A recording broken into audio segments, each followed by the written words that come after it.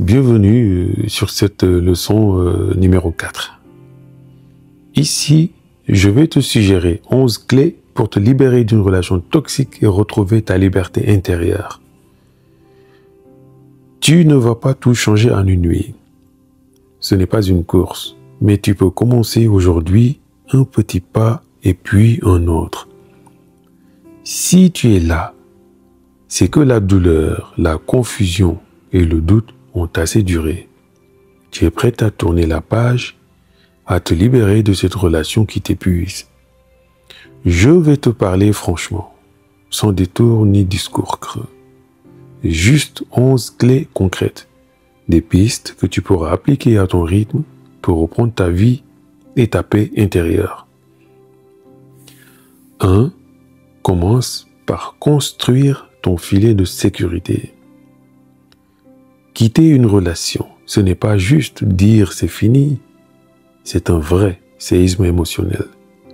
Tu peux te sentir submergé, ballotté entre tristesse, soulagement, peur, colère, vide, surtout si tu as été dépendante financièrement ou si vous avez des enfants ensemble ou si tu es tombé dans la codépendance.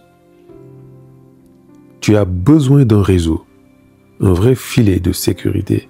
Pas 10 personnes, juste une ou deux, celles qui t'écoutent sans te juger, qui peuvent t'héberger si besoin, t'aider pour un coup de pouce financier ou simplement être là pour te rappeler pourquoi tu es parti, pourquoi tu as fait ce choix.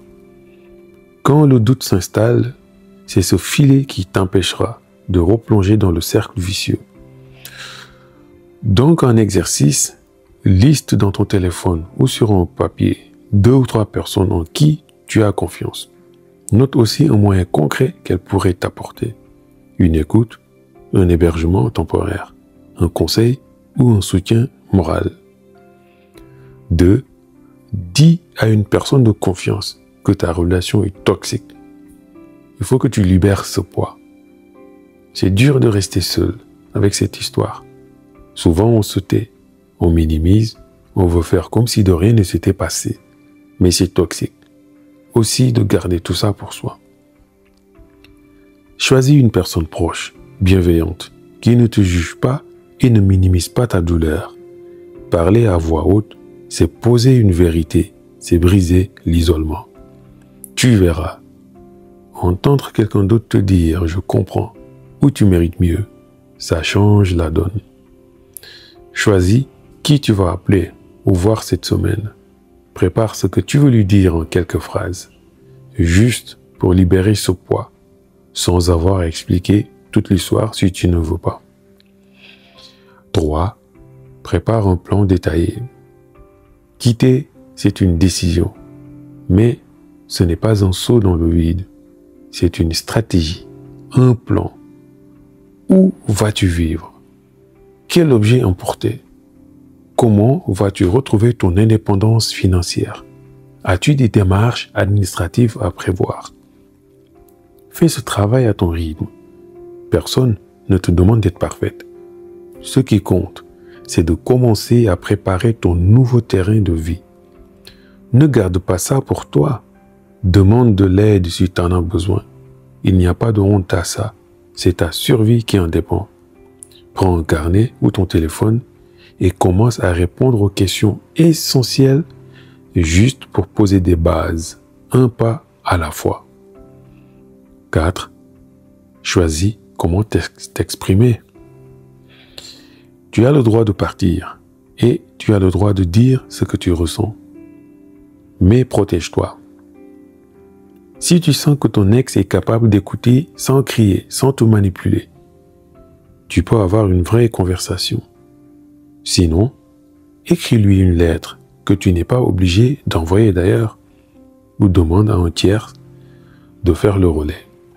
L'important, ce n'est pas de le convaincre, c'est de libérer ce poids pour ne plus l'avoir en tête. Écris quelques phrases, même un brouillon pour dire ce que tu ressens. Libère ta colère, ta tristesse sans te censurer. Ensuite, tu vas voir si tu voudras envoyer la lettre ou si tu voudras la détruire, tu te seras déjà soulagé du poids, tout au moins en partie. 5. Fais la paix avec l'idée de ne jamais obtenir de clôture, ce que les Anglais appellent closure.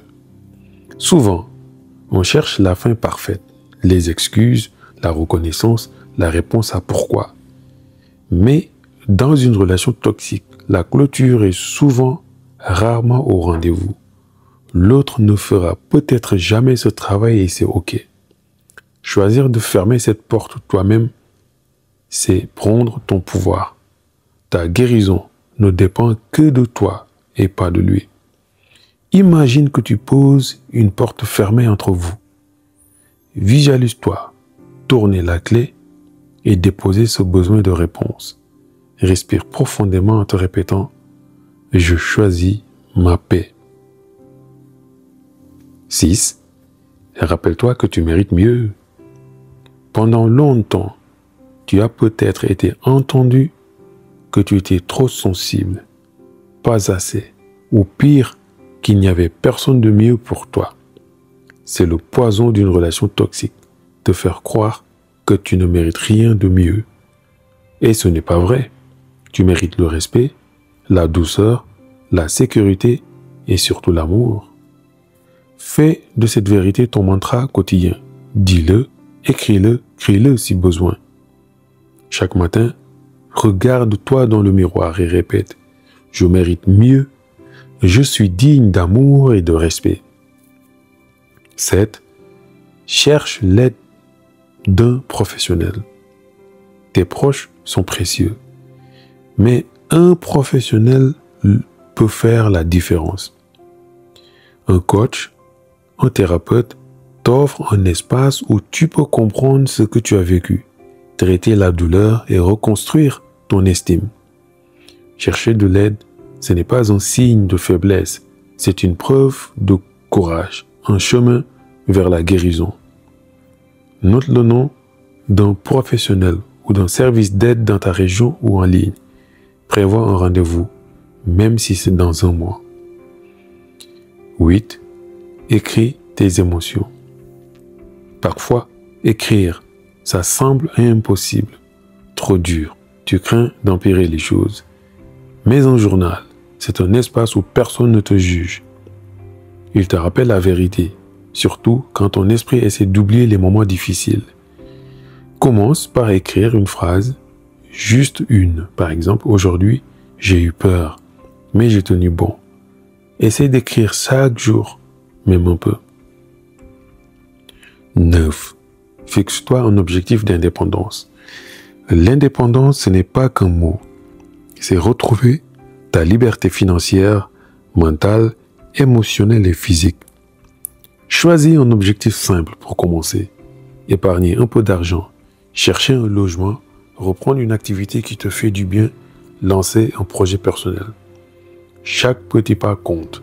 Chaque victoire te prouve que tu peux avancer. Écris un objectif clair, précis, atteignable pour le mois qui vient.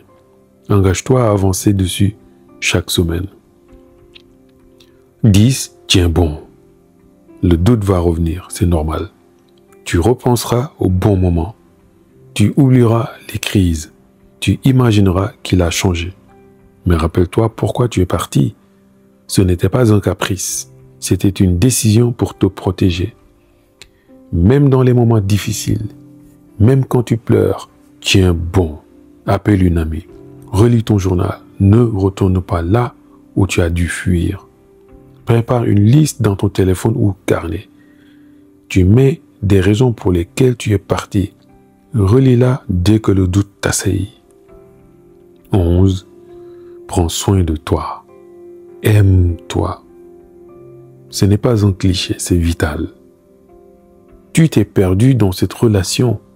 Tu t'es oublié. Maintenant, c'est le moment de te retrouver. Fais ce qui te fait plaisir. Même les petites choses. Savoure un plat que tu aimes.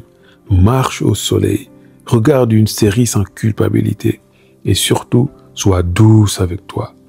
Tu as le droit d'aller mal, d'être fatigué, de galérer. Mais promets-toi une chose, tu ne lâcheras plus ta main. Liste 3 petits plaisirs que tu peux t'offrir cette semaine. Engage-toi à en faire au moins 1 par jour. Ton chemin, ton rythme. Ces clés ne sont pas des recettes miracles. Ce sont des balises pour t'aider à sortir du brouillard. Un plan d'action pour avancer un pas après l'autre. Une main tendue. Tu n'as pas besoin d'aller vite. Tu as juste besoin de continuer. Un jour, tu te retourneras et tu verras la route parcourue. Ce jour-là, tu seras fier de toi comme jamais auparavant. Tu n'es pas seul. Tu es plus forte que tu ne le crois. Allez, on se donne rendez-vous à la leçon numéro 5.